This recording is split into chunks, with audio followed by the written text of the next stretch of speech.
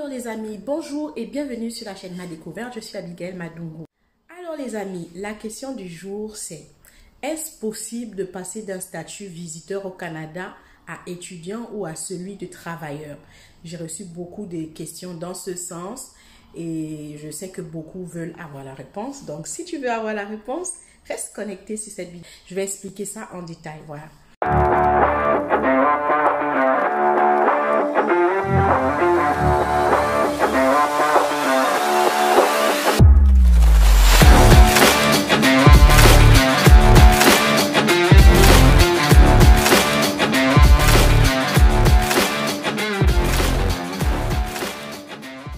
Donc, généralement, la réponse c'est non, on ne peut pas changer de statut, mais,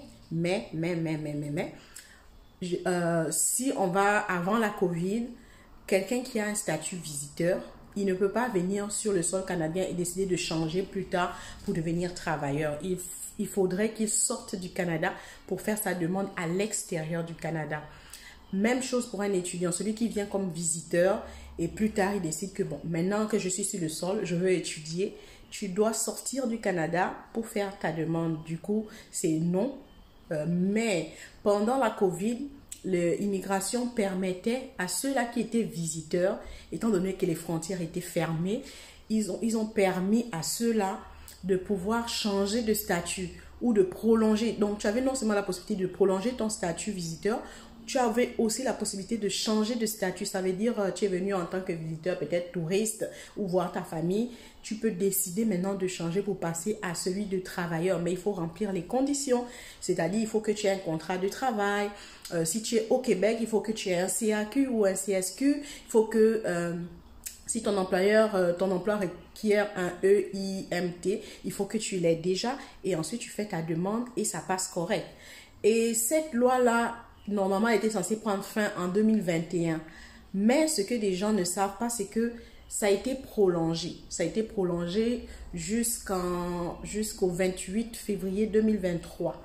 Jusqu'au 28 février 2023. Oui, c'est ça.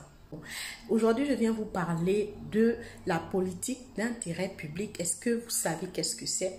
Bon, je suppose que beaucoup ne savent pas, tout comme moi. Moi aussi, j'ai découvert ça que récemment. C'est quoi la politique d'intérêt public? Ben, c'est une loi, si on peut dire comme ça, qui permet à quelqu'un qui a un statut de visiteur de changer de statut et passer à un statut de travailleur ou étudiant. Normalement, avant, ce n'était pas possible. Si je viens en tant que visiteur au Canada et je veux changer de statut, devenir travailleur, je dois sortir du Canada pour faire ma demande. Si je veux être étudiant, même chose, je dois sortir. Mais cette loi, elle a commencé pendant la COVID et c'était censé prendre fin en 2021, je crois bien. Moi, quand j'avais vu, ça avait pris fin, mais finalement, ils avaient prolongé cette loi jusqu'en février 2023. Ce qui fait donc que si tu es au Canada présentement, tu as le statut de visiteur, tu as la possibilité de switcher et passer à un statut de travailleur. Même chose, tu peux switcher pour passer un statut d'étudiant.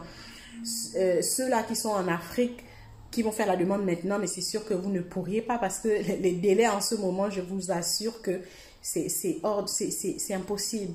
Les délais prennent 6 mois, 7 mois et voire plus, alors que la norme, c'est 1 mois généralement. Mais je ne sais pas pourquoi c'est comme ça. Donc, voilà un peu. Alors, sur quelle loi est-ce qu'on est censé se baser pour quitter du statut visiteur à travailleur ou de visiteur à étudiant? C'est sur la loi de l'intérêt public. Donc, c'est une loi qui a été prolongée jusqu'en février 2023. Si tu es sur le sol canadien et que tu as le statut de visiteur, tu as la possibilité d'appliquer pour un permis de travail en te basant sur cette loi-là. Aussi, celui qui était déjà travailleur ici, mais ça c'est pour celui qui est visiteur, c'est seulement le permis de travail fermé. Donc, ton permis de travail est dédié à un employeur clé ou fixe. Tu ne peux pas travailler pour n'importe quel employeur que celui qui sera mentionné sur ton contrat. Donc, c'est quand même une bonne chose. Et je me dis, peut-être c'est à cause de ça que les demandes de permis, les demandes de visa visiteur sont tellement longs. Les délais sont, non, c'est atroce. C'est pas possible. C'est censé prendre 1 mois maximum, mais il y a des demandes qui font 6 mois, 7 mois. Récemment, j'ai fait 2 demandes de visa visiteur, une pour une adulte, l'autre c'était pour une mineure. Mais ça a pris quasiment 6 mois avant qu'on demande le passeport. Avant qu'on envoie la lettre de demande de passeport, on a fait la demande en juillet.